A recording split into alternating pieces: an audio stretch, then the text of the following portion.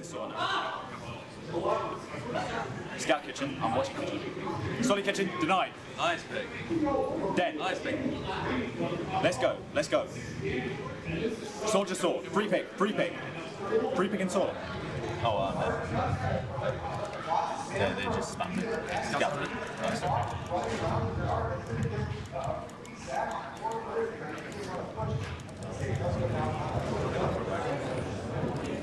Oh, shall I be back?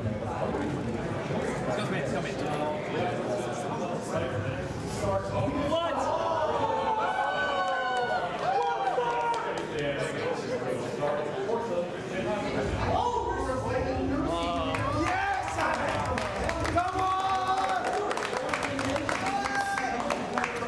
For some reason, it has a really friendly community on it, for the most part, TF2. Maybe it's because no one takes the game seriously, so everyone's just there to make friends and have fun anyway.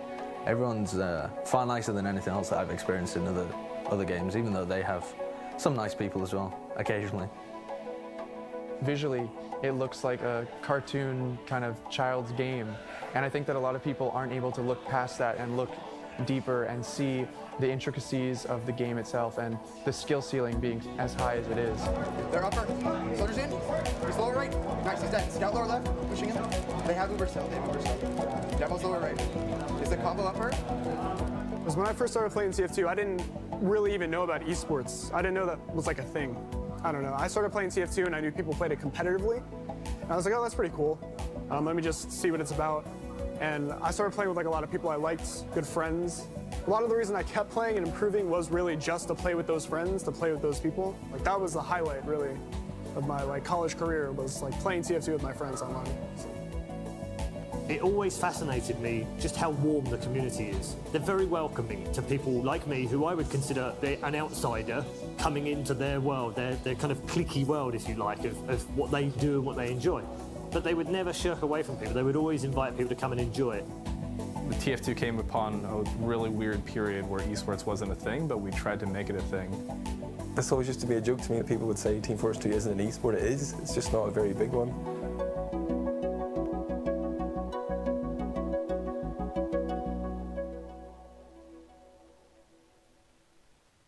Hey. Where are you going? On here. Follow me around. Lang's having a breakdown and just talking to himself on set.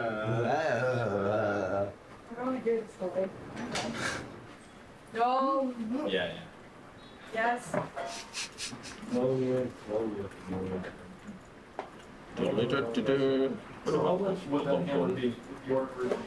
Quick buff. Let's go. Reckon. This is a video game, Team Fortress 2.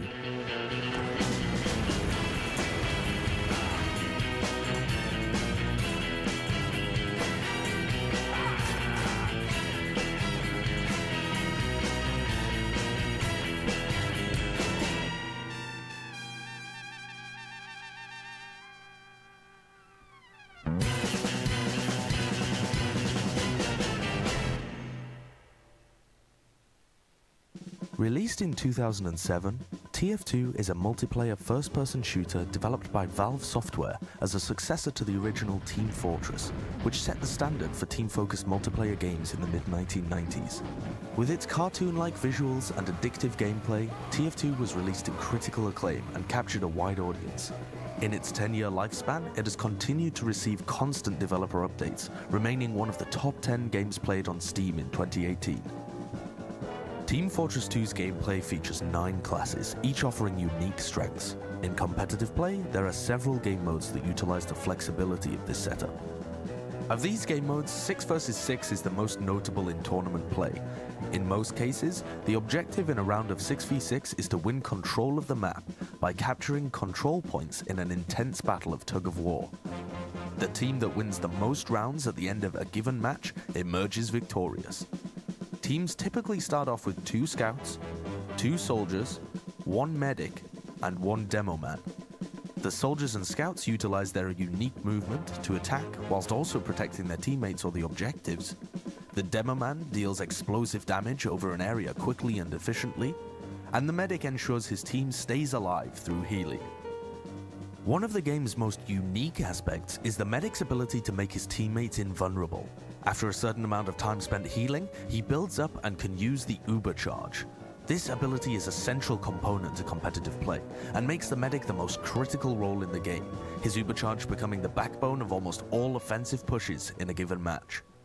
It's the whole game is based around this one mechanic, timing it, and everyone playing around the Uber. That's such an enticing part of the game that I don't think anything else really offers. And it's just not quite the same. It's like a ball sport. It's all about the football, in the middle, and all the focus is always there. And TF2 kind of did something a bit similar, where there was just this one mechanic that was so central to the whole game, and it just makes it, for me at least, it made it exciting.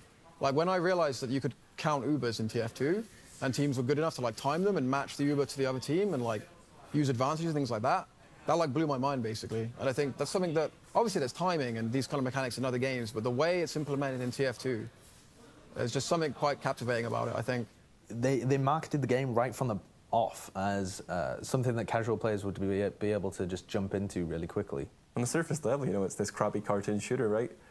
But there's all this history of Quake mechanics, and then on top of that, things like positioning and strategy and stuff that isn't immediately apparent to the average viewer. That game looks very cartoony. It must be easy to play.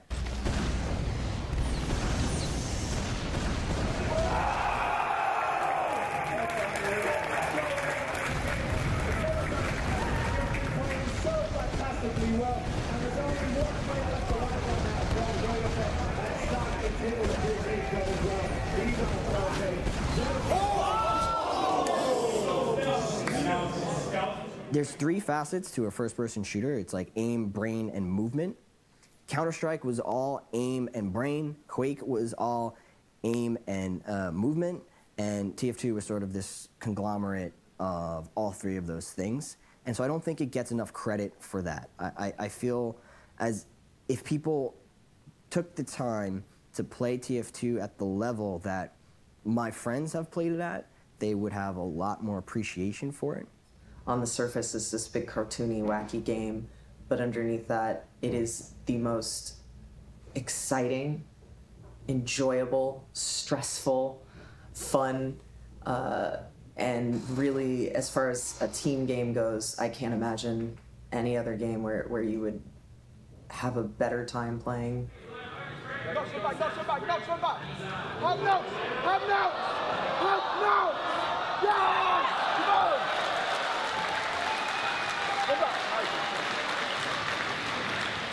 I remember watching an ESEA LAN finals, one of my first ones, and I could just see how good some of these guys were.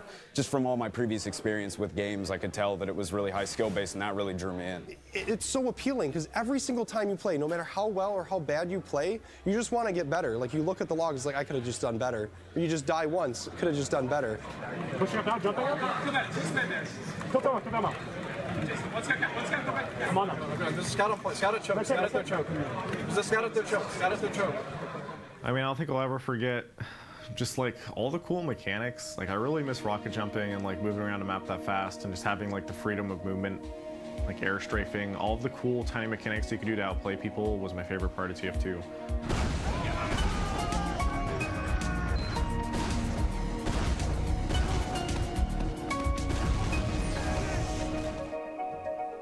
Competitive video gaming is nothing new, with many multiplayer games being played at tournaments across the world for prizes, a practice that has become commonly known as eSports.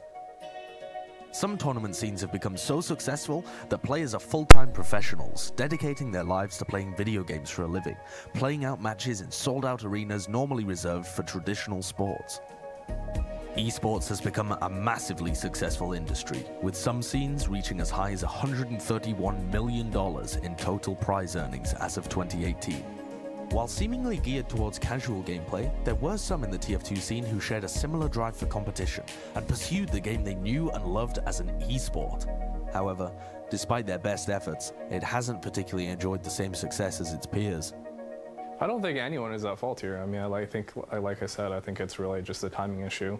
I think it's actually a miracle that TF2 got to where it is and was as big as it was given the circumstances at the time. You know, it's a pub casual game with no competitive built-in support at all. Because it's been such a community-driven effort from the get-go, because there's not big tournaments sort of imposing rule sets, imposing structure. We've just made it exactly what we want, which obviously means we've customized it way more than most games actually get the opportunity to customize their game. So I think that's moved it far away. I think it's basically out of like a need, really, because we don't really have any support behind us. We have to really do everything ourselves, and everything we do is really born out of passion and love for the game. The thing that separates TF2 from other games is definitely the community. I mean, at the time, it was a unique game. Like you had the Quake aspects, you had the art style. It really appealed to like a big range of people, and it brought in all these different creative types and keen gamers. And what came out of TF2 in the competitive scene, even though it's only a tiny part of TF2, was really incredible to watch. They have no players for the next 8 seconds, or 2 down at least. This is absolutely crucial. EVL can just get on the point, put so much pressure, and they've already grabbed AMS. This is for the map. Jumps on the point. Can he get it? Point. Go brutally, getting all the yes, they are! It looked like all the momentum was in Seven's favor, and EVL, they managed to come You remember those experiences for the rest of your life, or certainly for life so far? For me, I've still got a bit left to live. I might lose the memories so far. But it's the same with LAN, like, because they happen so rarely, and they're a meeting of all of your big friends and loads of crazy stuff happens, you keep those memories for ages, and it makes the friendships stronger as well. Good job, son. We'll get you into the time. We'll get you to school. Daddy, what's school like? Don't let them bully you at school now, sunshine. Do I stand up for myself? Just too short. Huh? We know how to engage one another and really have a good time. I think TF2 parties are basically the most epic parties ever, and that's probably what we're best at.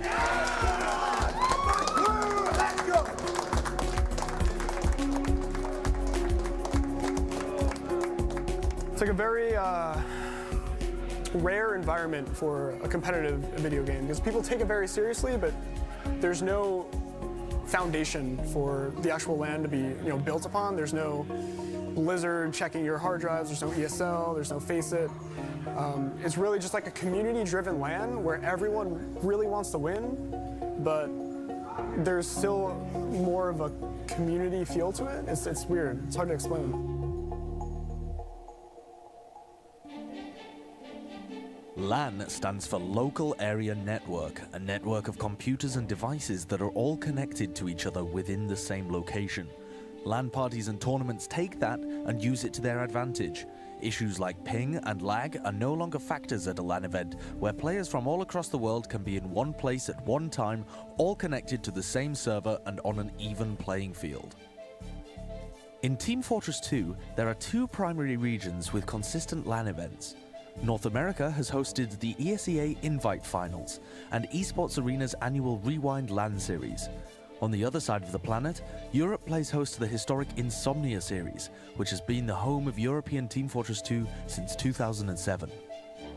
The LANs and the big shows, they play a crucial role. Like they're big social events. They're where everyone gets to see each other and hang out. Holy shit. Look at his speech. I can't say speech. I don't like public speaking. Hang on, guys, he's wetting himself. Put him down. Come on, boys. Come on, boys. Come on. That audience is cheering for you.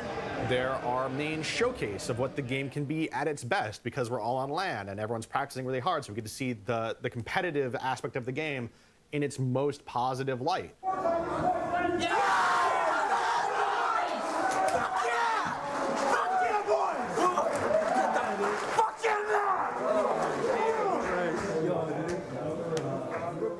It's fun for the talent and the production involved because there's like, hey, here's this big challenge. Put on this big live show in front of this audience. That's a challenge to rise up to for them.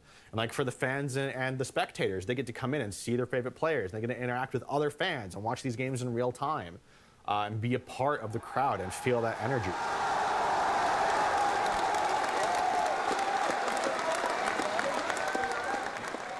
Being in the same room and being able to feed off of that energy matters so much. I'm trying to keep his team in the game in this goal. The Copy cannot do it. Tech gets credit for the kill, but that was a team effort. Seagull first to die, first to spawn. He's the last man standing between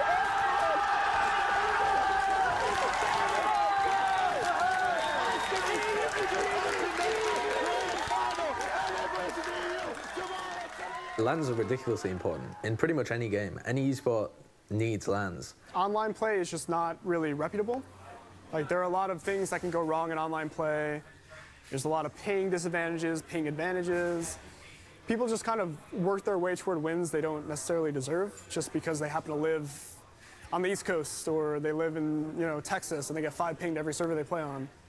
It's just like an unfair environment, and it really takes away from the actual competitive nature of the game, because you want every player to be the exact same as every other player, right? You want to standardize everything. And that's what LAN does for you. And it really creates an atmosphere and an environment where people are more willing to compete and they want to win more than ever online.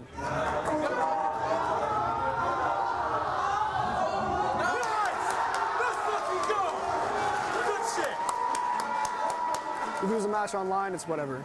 You lose a game on LAN, and it's like the stakes are much higher. When it comes to LAN, you can see the guy sat there. You can see Zebasai screaming at his team.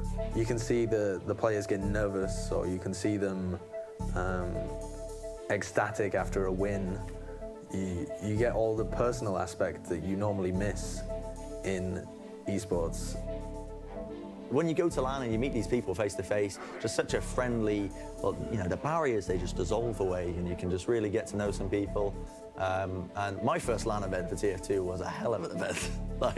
It was such a good time. And I can see why it's so easy to just get hooked into it and want to do more and more and more and devote tons of your time, even though you're not getting really much out of it. There was something just kind of magical about it. Like this, just the community there, everybody trying to pitch in to make it the best that it could be with what we had. Just having everyone in the same place just makes it all so much better. It just makes it feel so much more real, and it's easier to get way more invested in it and be like, no, this thing matters. I'm going to do this. I'm going to pour 110% into this. Everybody in that room was just very into TF2, and it was, again, to this day, one of the coolest things I think I've been a part of. Yeah, it's good.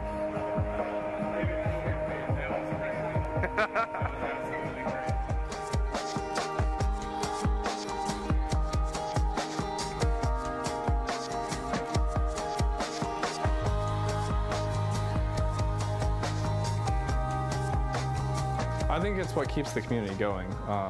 And I think it's something that once you've had them, you can't really stop having them, or else it's a very clear indicator that the game is declining. It might have been okay if LAN events had never happened, but you set the expectation up with I-46, really. In 2012, TF2 casting organization X Television pushed a fundraiser campaign to send 2 American teams, Leviathan Gaming and Classic Mix-Up, to the 46th iteration of the Insomnia series to face off against Europeans for the first time. With the combined efforts of the TF2 community, as well as a generous donation of over $5,000 by community member Salamancer, the fundraiser met a goal of approximately $20,000 in donations. The success of this campaign allowed these 2 American teams to finally answer the question of which region was superior, America or Europe. After an all-American final, Classic Mix-Up emerged the champions of I-46, forever marking the Insomnia series as the world's most prestigious event for international TF2 competition. It was really Sal behind the whole thing, Salamancer, if you guys remember him. He wanted to really see if he could take TF2 to the next level, and he actually himself put forth $20,000 of his own money to get everyone there and to put TF2 on the big stage and see if it could actually go where he thought it could go. Yeah, so we're going offline soon, guys, but if it hasn't cut out yet, then stick with us. We're going to be back right after the break, and we're going to be back with a big game. We're going to be back with the upper bracket stuff. It's North America versus EU all day. I think that was really a pivotal moment to get the 2 communities together and to also show that this is a global community. It's not just one continent and another continent. We never play each other and we just bicker. And I definitely think it was a unifying moment. If we really didn't get any funding, we could have pulled the cord super early, you know, and not have committed Salamancer's funds. But once it really seemed like we were going to get there, then, you know, his commitment, you know, enabled us to even stretch further and to be like, you know what, we're not stopping at one team. We're going to send 2 North American teams over. We really want to see this happen.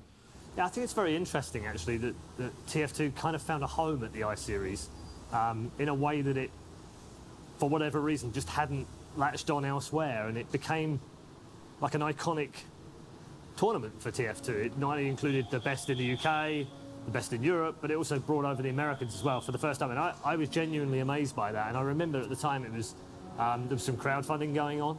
Back before we really knew what crowdfunding was, TF2 were doing that. They broke new ground. I think when you look at some of the things that TF2 did as a community, it was way ahead of its time. It's stuff that we now take for granted in Dota 2, in League of Legends, in Counter-Strike or StarCraft or whatever. Ladies and gentlemen, welcome back to I-46. It's Team Fortress 2! I can't believe it. I'm already losing my voice. That's awful. I-46 was like the coolest.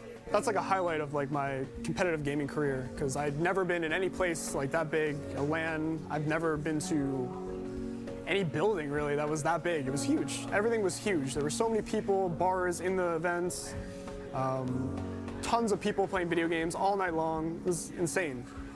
I don't know, I just wanted to show up for, you know, I-50, I-49, which I didn't actually go to, but I-52, I-55, and like show that I was really, really good. It was basically a huge collective gathering of the community to try and put on the best possible show we could for TF2 and really see where that would take us from there.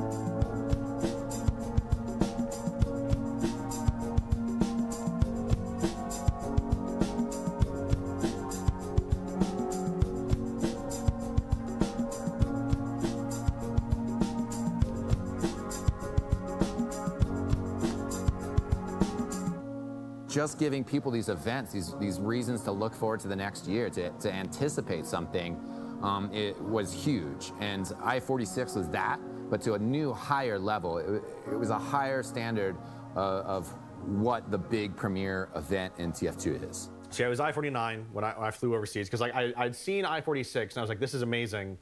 I need to be a part of this. Like I actually, when I was watching I-46 at home, I spent the whole thing just mad. I was just mad that I wasn't there. I was like, this is awesome. I hate this because I'm not there. I'm not part of it. And so I was really resolved to be part of it for I-49. I'm a bad spectator. I just get mad. Like I want to be doing it. I want to be a part of it. We had this ridiculous production quality. We had like a crazy good event, and it just made me feel like, you know, this is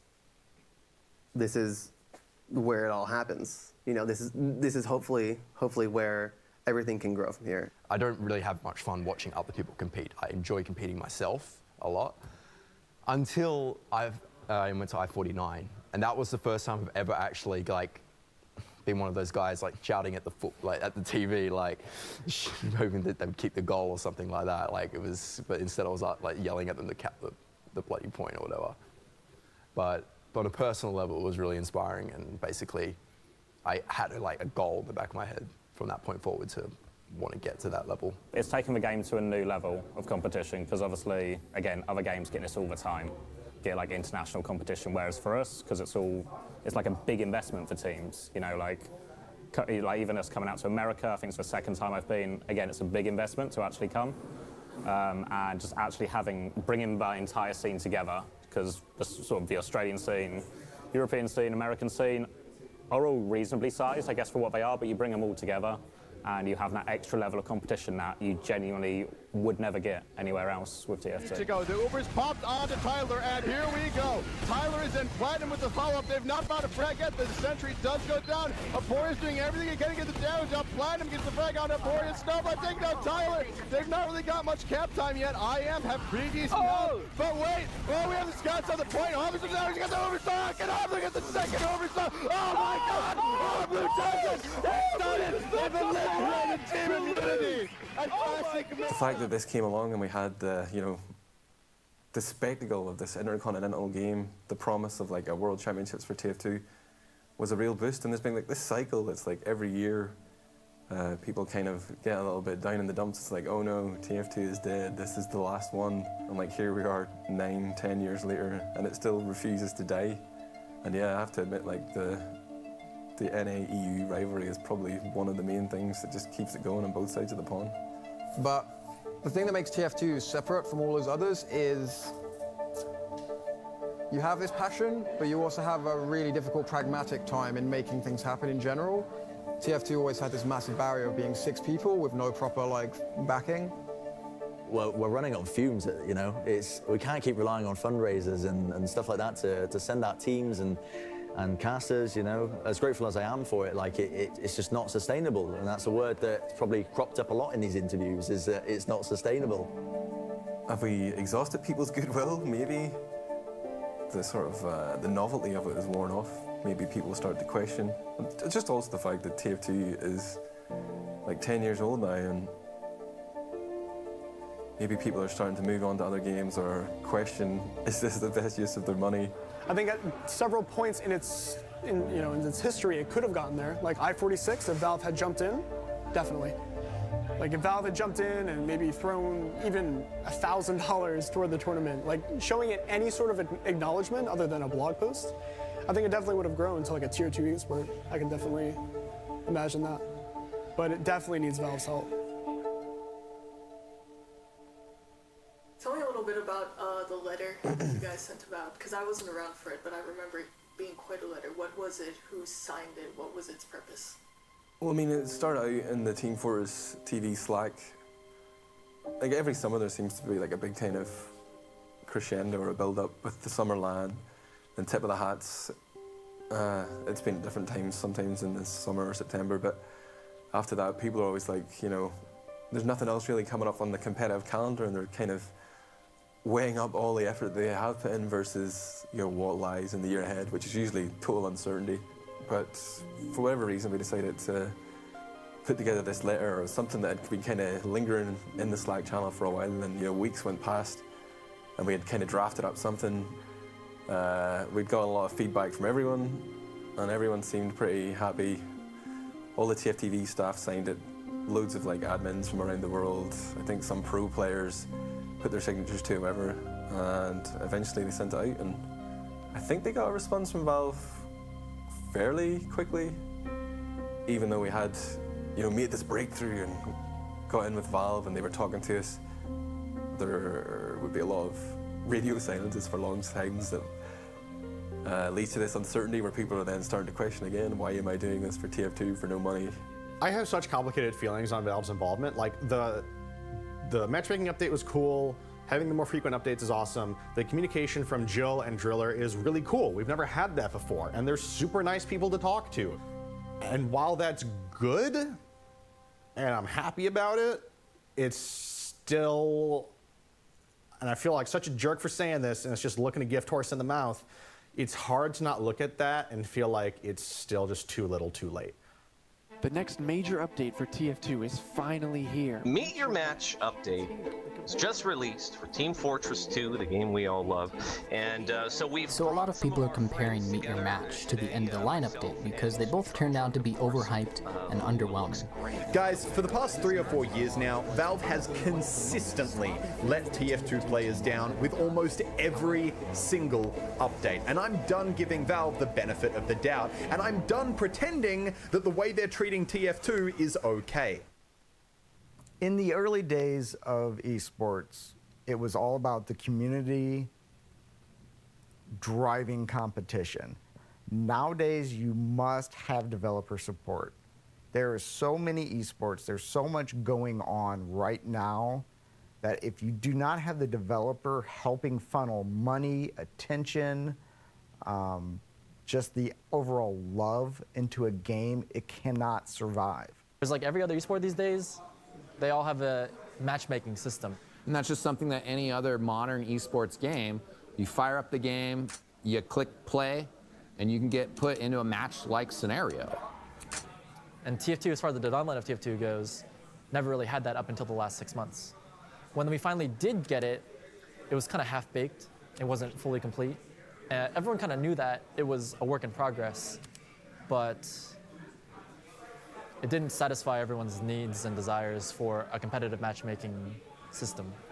Matchmaking was created by Valve mostly as a way to bridge the gap between casual and competitive. I think that what a lot of people expected was that they're creating matchmaking as basically Team Fortress TV's competitive scene implemented in the game. But those expectations were not accurate. Like, I kind of see their perspective. They want to get the public player that just installed the game wanting to play competitive and feel at home, but on the other side of the table, they've developed a system that doesn't actually do anything when it comes to matchmaking, and I feel like that itself is just an embarrassment.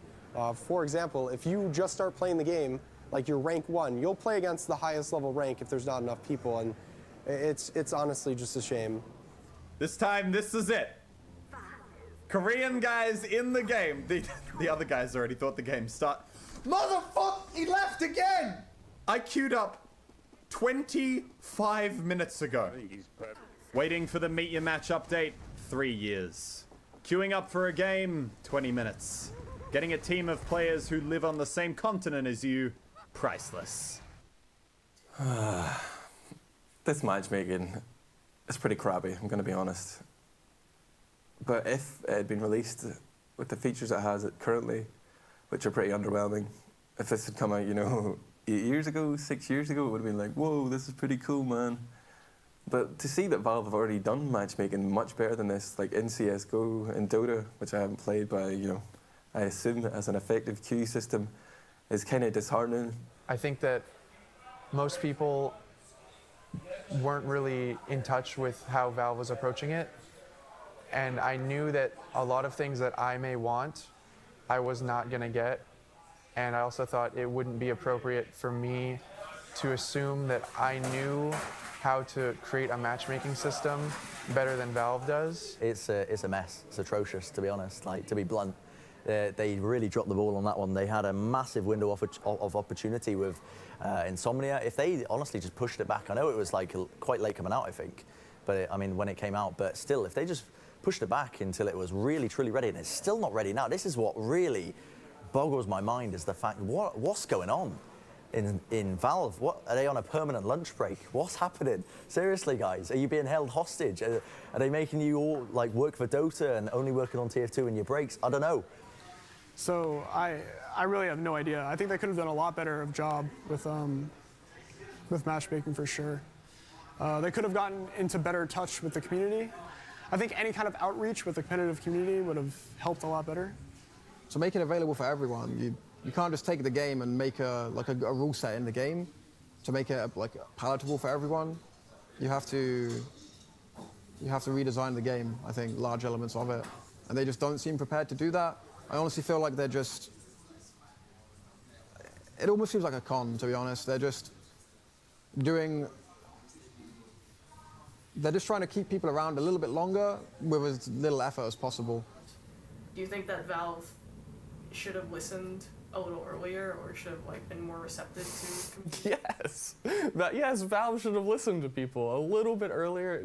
Competitive could have been a great thing for TF2, but it came like 4 years late after they'd said they'd been working on it for about 3 years, and yeah, you need a structured format for a competitive game.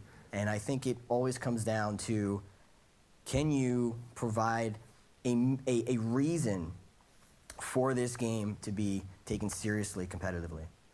And unfortunately, because Twitch wasn't around back then, if it had been, maybe this would be a different conversation, but because Twitch really wasn't Twitch back then, and because there really wasn't a reason to make TF2 the next competitive game because you couldn't get that sort of viewership, TF2 went in a different direction.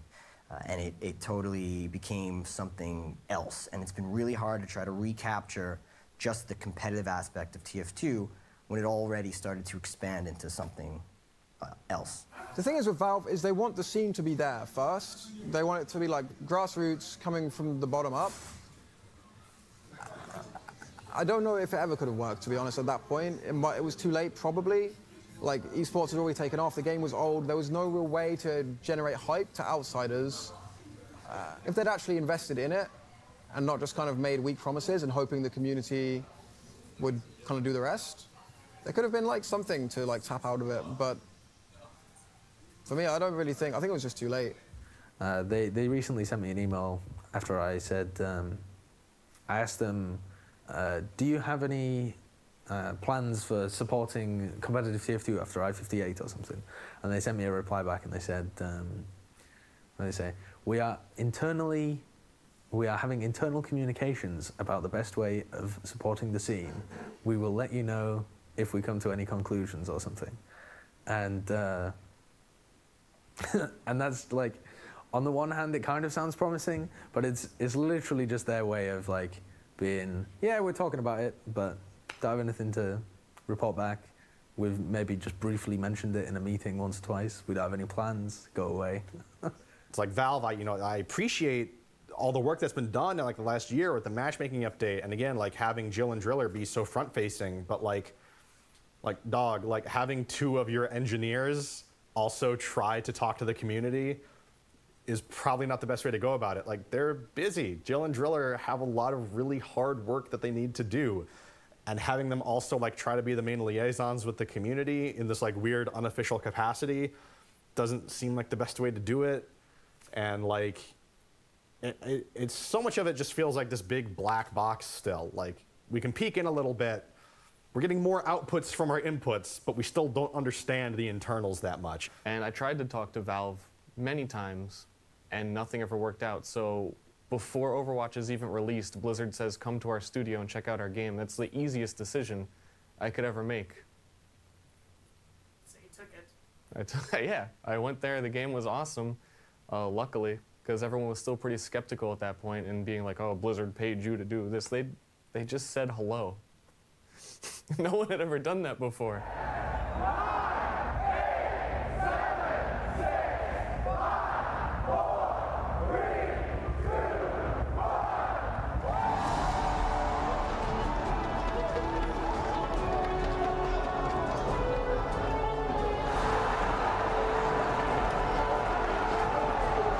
It's just in another completely different universe.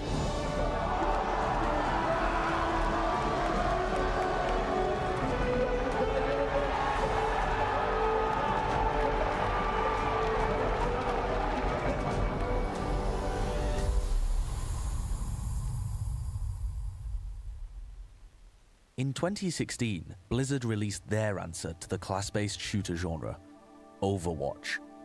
It was met with a wildly successful release, drawing in nearly 10 million players during the open beta. By the end of 2017, Overwatch had amassed a player base of over 35 million players. On a competitive level, the game caught the attention of many, including players from Team Fortress 2. I think it's inevitable that people will compare and contrast Overwatch with TF2. It's quite a natural thing to do. I know that Blizzard were very keen to not compare it, but you can't not compare it. There are very many similarities, okay? And that's even before we start talking about hero similarities. The game mechanics are very similar.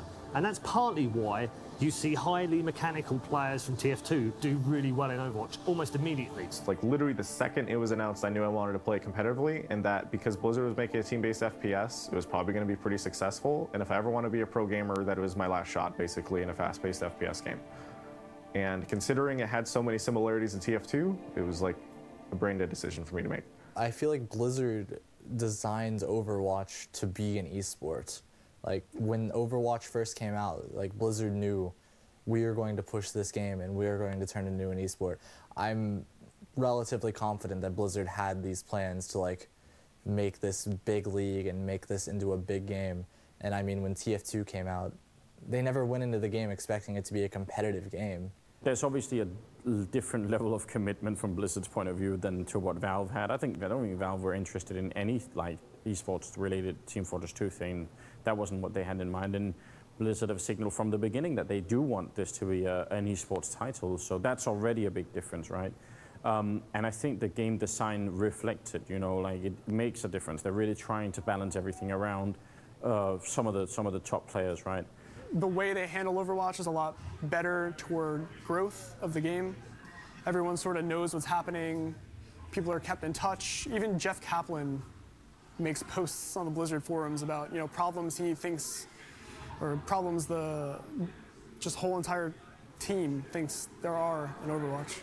It sounds ridiculous now that we had to both play in and promote our own game to that extent just to keep it going. There's just no comparison to be made to TF2, where everything is just community run, everything is just handled by them and not us, basically. And it's a huge burden off your shoulders if you're in kind of the position I was before. It's certainly tempting to play Overwatch. Like, I, just as much as or more than anyone else, would have a lot to gain from switching over, just because it's kind of it's the pot of gold, you know, that everyone's been waiting for at the end of the rainbow. They've built up all these skills over the years. They've traveled to events. They've gotten a taste of what esports is from TF2, just a little glimpse of it. But then there's Overwatch, which is just this huge land of opportunity, apparently.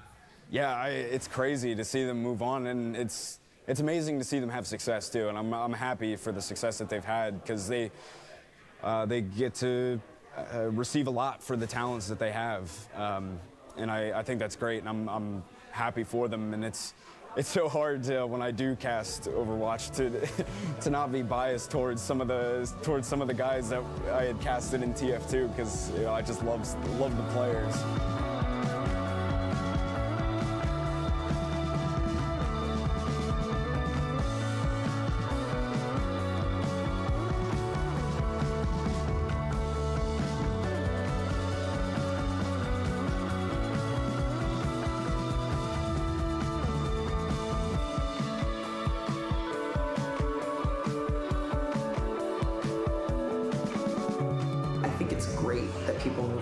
Because they're planting the seed of an incredible community in other gaming communities. Overwatch got really lucky that it got to start with these amazing people from TF2. I don't want to shit on TF2 or anything, because like I really do owe a lot to the game, like a whole lot. Like, it has made me so much of the person that I am today. I probably would not have even started playing Overwatch if it wasn't for me like playing TF2, because I bought a computer because of TF2. I started playing competitive video games instead of like sports in real life because of TF2. But stay tuned, we'll be right back. Kaboom! Even when I did start playing Overwatch and I was just playing casually, I did not start playing Overwatch like super seriously and like expecting to go on a pro team until I started talking to the people that I knew from TF2, and they got me into it. So it's just like, it just all comes back to TF2, it really does.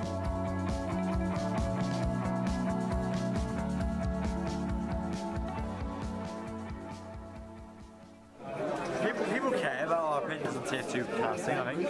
TF2 is such a fucking good game, right? I'm going to tell you that straight up right now, straight from my heart, because I'm pissed, right? I'm not going to lie. TF2 is a fucking good game, right? And the fact that it doesn't get the recognition it deserves just annoys me on a deeper level, right? It's such a good game. Fuck. It's just an unfortunate... It's really just unfortunate timing, I think. If TF2 had come out now, maybe not coinciding with the release of Overwatch, but closer to when esports were a huge thing. Obviously at the time, like when they released it, none of this it would have even been like a thought or a plan. It was just a game to like pad out the orange box, you know, to make it enough. The game wasn't designed to be competitive. As a niche scene, we managed to like bash it like a playable competitive game, but it's a niche scene. Like, you have to, like, it's a big barrier to get into it. Valve just didn't support us until like way after. Like, after Overwatch came out, TF2 was kind of left in its shadow. Despite it being a very different game, on the outside looking in, they look very similar. And who isn't going to pick the shinier, newer product when you have the choice? that letter was an act of desperation, really. That was like lying, saying, I'm done with TF2. I'm prepared to give Valve one more chance to, to say something about it.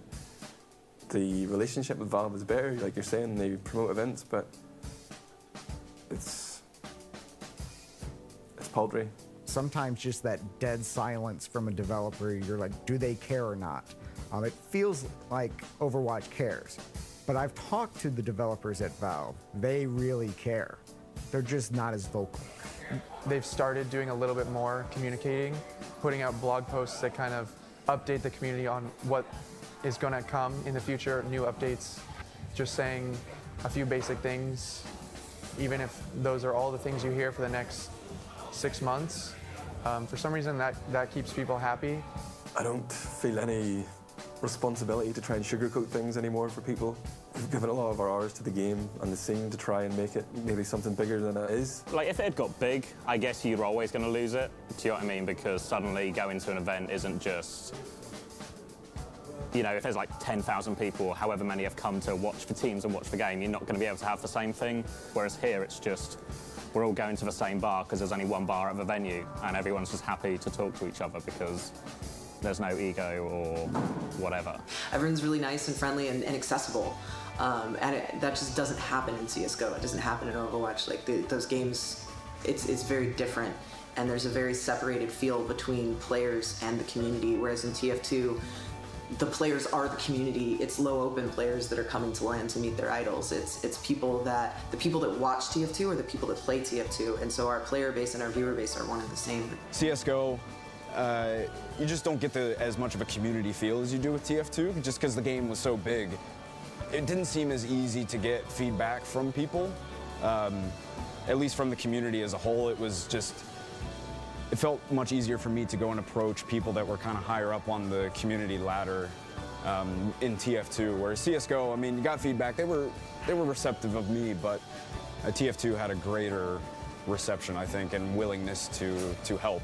Maybe it's because it has that more casual feel to it and homegrown grassroots kind of thing, where everyone was helping each other to elevate TF2 to the next level, rather than trying to shit on each other to get the jobs or whatever. You know, like if TF2 was a real esport, then you wouldn't want to help other casters, for example, get up to your level. You'd want to try and, you know, help them a little bit, but make sure that you stayed on top of them because you want the jobs or whatever. But there's never been that kind of competitive aspect to production or even players in TF2, so everyone just helps each other for the good of the game. Maybe the money would ruin it. Maybe we don't want money in TF2. You can keep your money. Keep your money. I like TF2. Not for them. Oh, man. Yeah, I'm just gonna get that was the best game. I don't care that I lost. That was amazing. That was a land memory I'm never gonna forget. It's almost impossible to tell people, to explain to people why TF2 matters, because, and if you look at it from a completely non-biased perspective, from an objective perspective, you know, it doesn't have CSGO's viewership, it doesn't have Dota 2's player base. Again, I just have to say, like, the reason that I love competitive TF2 and the reason that I care about it, it really is just the people behind it. You know, you start as a gamer. You start as someone who thought Bloodsire was a good name and decided that, you know, sniping's really cool. It's really cool to sit back a mile away and shoot someone in the head, and it ends up being an amassment of friendship. It's, you know, it's almost like an old home. What I find slightly interesting at the I-Series is the number of people who come to just spec has risen massively. But it's not just like people come in from, oh, I live nearby, I'll pop over. It's like people will fly in, like coming from Norway, coming from other countries, just to watch, just to be part of that community, be part of that experience. I want to come back and see, you know, all these people and get to hang out with them again, because it had been years since I'd been to, say, I-55, and I loved that experience, and just even get to see guys for a night or two again is great. I think that's one of the biggest things, is the friendships and the bonds that you built with people along the way. And getting to experience that again is why, at least myself, why I come back to some of these events if I can. Obviously, people move on, and I think they will continue to. And I think that that's highly likely to happen. I mean, I'm not laboring under any delusion that the little bubble that I live in now will stay forever. But I think when you really care about people you really love people and you really become a part of their lives, you're there forever, and we'll find a way. And I think that'll always be important to me. I can't see myself living the kind of life where I could forget about this. Gamers are unfairly labeled as escapists, and that's not true. We don't play games to escape life. We play games to enrich life. What we've been able to do with a game like Team Fortress 2 is enrich the lives of not just ourselves, but others. And that's important. That means something. We put a tiny bird on that hat. Welcome to day 2 of Tip of the Hats 2017. We are here live from eSports Arena in Santa Ana. My name is Lang. And joining me on the couch is my roommate in the real life, Austin Taggeron. Tip of the Hats is an annual charity live stream created by members of the Team Fortress 2 community. Every year, Tip of the Hats raises money for Children's Oncology Services, Inc. to help fund Camp One Step, a non-profit program to help send children diagnosed with cancer to camp. Since its 5th event in 2017, Tip of the Hats has raised a total of over $600,000 for Children's Oncology Services, Inc. I think what's so amazing is that it's a grassroots thing that was really built up by this base of like 3 or 4 guys who got together with this idea to raise money. It's just started so small and it has grown so fast that it's really kind of an amazing thing to me. I think it'd be a surprising story for most people to learn about, really, how quickly it's blown up, It's like when you're playing PUBG, everybody's playing PUBG. It's not really a community thing. When you're playing TF2, you're doing jump maps, you're doing surf maps, you're playing in a custom server, you're trading. Like, you're doing all these little things, and a lot of people take a couple slices of the pie, but not the whole thing, and Tip of the Hats allows you to embrace the entire pie of TF2. All I've ever really wanted Tip of the Hats to be to people, to viewers, to donors, is just a really fun excuse to donate to charity. That's as spicy as I remember it. Oh, I can't. My old friend. Oh, I've got hiccups. I've got. Oh man. He's sweating. I like that our show, it's the same thing I like about Games Done Quick and working for Games Done Quick.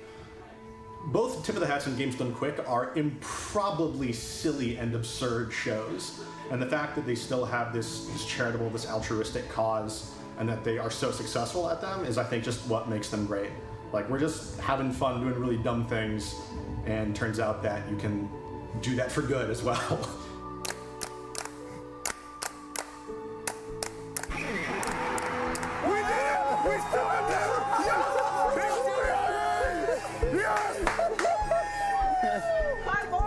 Well, good night, everybody. That's Tip of the Hats. I think for the TF2 community, it's been one of the prime examples of what makes that scene so great, is that it had people that were excellent at being able to put together a project, had tons of different skills, amazing artwork contributors, people who had talents all over the place, and a really generous community that loved getting behind projects like this and really enjoyed donating to charity, donating to tons of different projects. A real crowdfunded community. I think for them it's a real source of pride that they can continue having stuff like this happen again and again, that the people are still there, that the passion's still there. They view it as a real focal point for not just the competitive scene, but for everybody to get behind, so it combines all of the other communities. I'm not looking to have one big blowout Tip of the Hats. That's the end all be all. And it's like, all right, we're sending this one off, folks. This is the big one. We're making it count. I want to keep doing it for as long as I can. I want to make sure I'm not burning people out. I want to make sure I'm doing right by the people that make this show happen. I want to have these long-term plans that we can keep doing and keep coming back to, because it just gets more and more special every year. That's really validated the TF2 community as being like something that deserves to exist in the world. The fact that Tip of the Hats exists, and the fact that everybody's excited for it, and everybody watches it, and everybody doesn't, maybe you don't even donate, maybe you can't donate, maybe, the fact that people care about it is just, I mean, that's what TF2 is supposed to be in the world.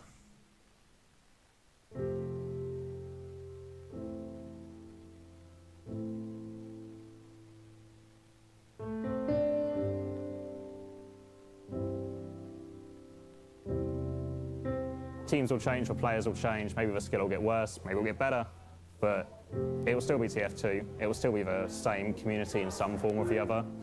And even like, if I look back to when I first started playing and what the community was then and what it is now, it's almost completely different people with a few exceptions, but the community's the same. Like, it's the same kind of atmosphere, it's the same community spirit.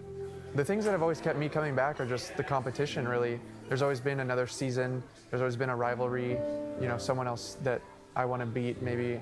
And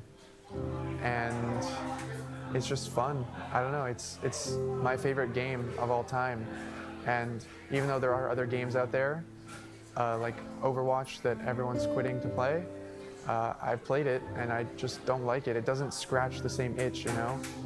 TF2 for me is just, it's just the best game I could be playing right now.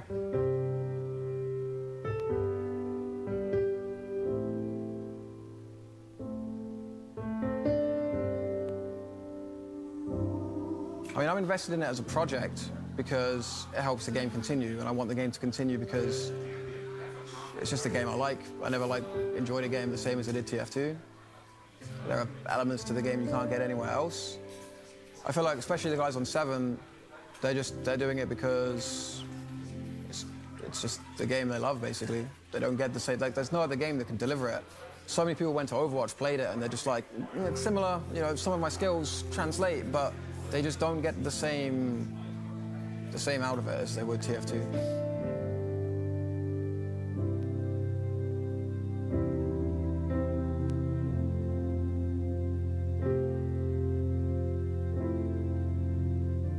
You fight with your family. You love your family, but you hate your family. It's like we've all been to war together. You know, we all know what it's like to get made fun of for the game that we play, and those of us that step beyond TF2 into other things have a daily reminder of the way the rest of the world views our family.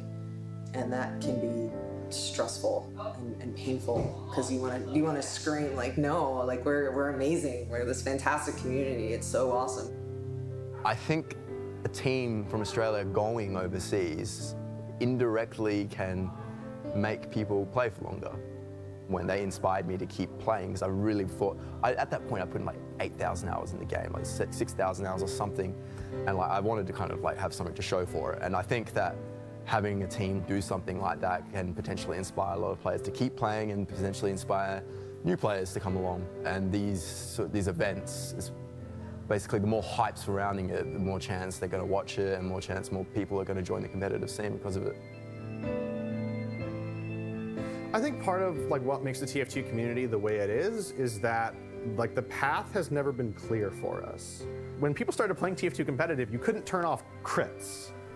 You couldn't really enforce class limits. We didn't know what class limits should be. Should this be 6v6? Should it be 8v8? We don't know. Nobody's play tested it in a competitive format. There was never a clear path laid out. So every single bit of competitive TF2 that exists came from the community. It was entirely grassroots.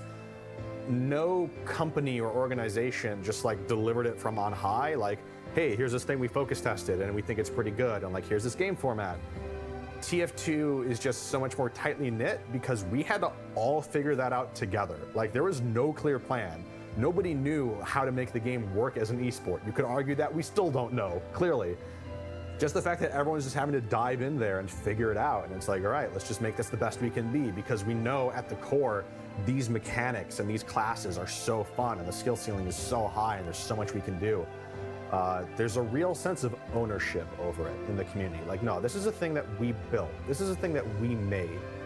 And, you know, from everything to, you know, figuring out the rule sets and the formats and the strategies and the metagame and how to, like, improve your aim and how to hit all these crazy shots and rollouts and strategies and uber timings, and writing plugins to make practicing easier and plugins to make spectating easier, and figuring out configs for how to make the servers work.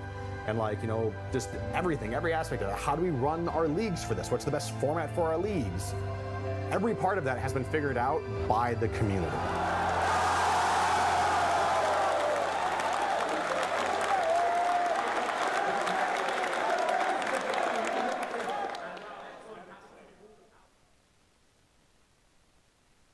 What TF2 is to me is the best game that I've ever played competitively, the most fun that I've ever had in a game, the best people that I've ever met in a game. It's been a joy to watch and produce and be a part of the community. You have a lot of good feelings towards it, you have a lot of friends in it, and you've built a lot of memories. I've had friends my whole life, but I've never felt so emotionally connected to a large group of people ever in my entire life. I grew up with that game. I met so many cool people. I don't know, it's just like, that's TF2 to me, and yeah.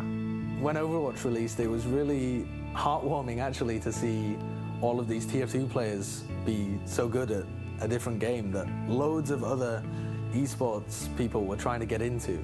It legitimized the fact that TF2 has been hiding these elite eSports talents for years.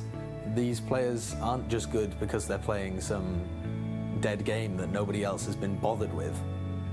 They were actually fantastic talents within the game, and we've been watching some of the best eSports players battling for years and years. Those are my roots. Like, I came from TF2, I think. For me and all the people on my team right now competing in our energy, that's kind of where our story is, just TF2. We are TF2. A huge part of the foundation of my life is built on my time in TF2. So yeah, I mean, I guess I have to say, you know, it means quite a lot. It was definitely where I would say that TF2 is where I started growing into the person that I am now and that I'm still becoming. Some of my fondest memories from the I-Series are always the TF2 finals, because they were genuinely fun and yet still highly competitive. Great players at the top of their game from North America, from Europe, from Britain, and yet it all comes together. And whilst the crowd have definitely got some player favourites and some team favourites, they would cheer every great piece of play. No matter who did it, what side it was on, which player did it, they would cheer all of them. For me, I haven't ever seen a community anywhere in esports that can combine that level of fun, sincerity, care, love, affection. It was like a family. It was like TF2 community was a family of its own, fighting ferociously in the game. And then an hour later, sitting down in the pub and drinking together and talking about old war stories and about how cool it was to beat these guys this year, but next year we'll get you back. And all done in a really friendly, fun, kind of bantering way, but with ferocious competitiveness. TF2 for a while now has been the only good thing in my life. It's hard for me to imagine my life without it, because I don't remember ever being as happy as I've been since I found this game. These people changed my life.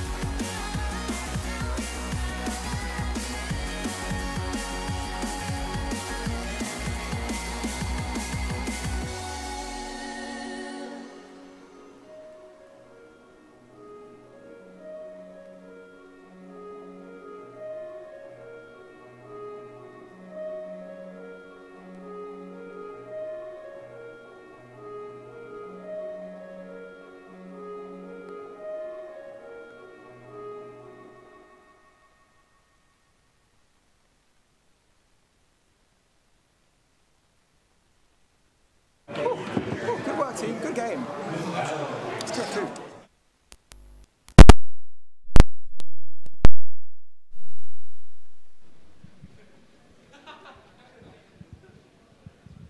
All right, ladies and gentlemen, one more.